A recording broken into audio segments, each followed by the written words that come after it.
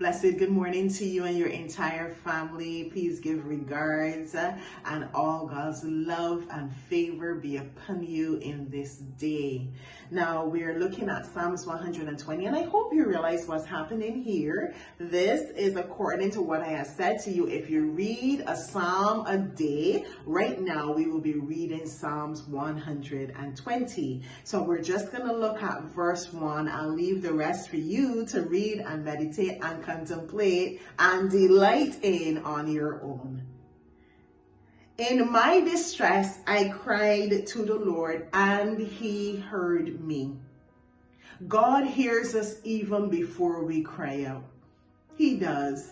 God knows what we need even before we ask of him. But he still wants us to cry out to him. He said, a broken, a contrite spirit he will not despise. God says that he bottles our tears. I've had experiences in my life whereby things were so painful, so hurtful, and it will bring me to tears. And sometimes the persons will be so insulting to me. They would not acknowledge my tears, would not acknowledge the hurt or the pain that I might be feeling at that time. That is not our God. He is calling on us to cry out to him. So as we are going through trials and tribulations, and he's saying to count it all joy, in order to count it all joy, we have to cry out to God. He's not saying to bottle everything, put it on the shelf, shove it under the carpet, put it in a bottle and cover it, and don't think about it, don't discuss it. No, but what he is saying, in order to go from trial to counting it all joy, we have to spend that time crying out to him, expressing to him the hurt, the pain, the trauma,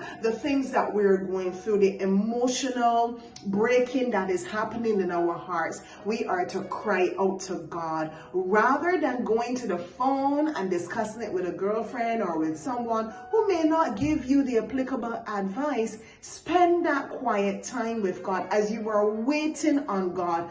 Cry out to him in the midst of your distress. Cry out to God in prayer and by reading the word, of course, but cry out to God as you're waiting on him. I'm telling you, God hears and he answers. So that is another thing that we can do when we are waiting on God. Read and meditate the word of God and cry out to God. And as you read and meditate the word of God, your crying to God is going to align with the word of God. God hears and he answers.